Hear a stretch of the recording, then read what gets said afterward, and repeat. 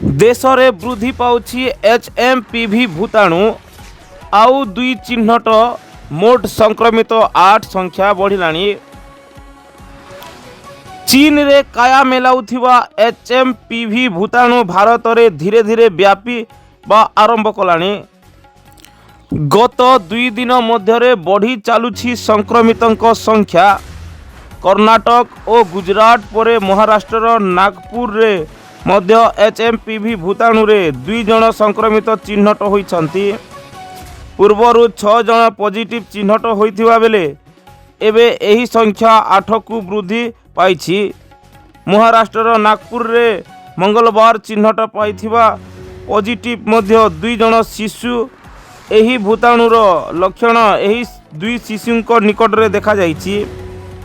2 शिशुंक बयस यथाक्रमे 7 और 13 वर्ष। नागपुर हॉस्पिटल रे 2 शिशु चिकित्सा पाई अणा जाइथिला। शिशुंक निकट रे काश ज्वर समस्या देखा देइछि। महाराष्ट्र सरकार एचएमपीवी भूताणु को नहीं स्वास्थ्य विभाग अधिकारी को सतर्क रहिबा सह आवश्यक पदक्षेप तुरंत ग्रहण करने को निर्देश दैछन्ते। वर्तमान जाए थिबा स्थिति अनुजाई केंद्र सरकार सूचना दैछन्ति एचएमपीवी भूताणु को वृद्धि पाइबा परे कोरोना भली स्थिति हेबार संभावना नहीं। प्रथम थर यही भूताणु 2001 रे नेदरलैंड रे मिलिथिला।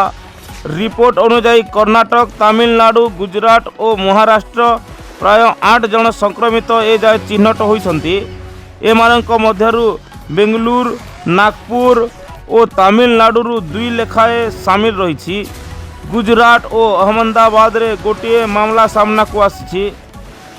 Bureau report OD24 fast news.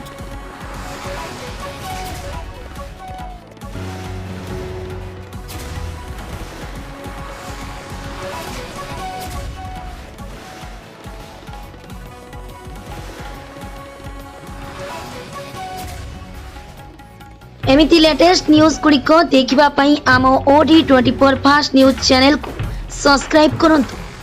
पाखरे थिबा बेल घंटी को बजाई दियंतु, कारण प्रथमे न्यूज आपण ही देखि परिबे। जदि न्यूज गुड़िक भल लागुची तारे लाइक कमेंट करी निज सांग साथी को शेयर करि दियंतु।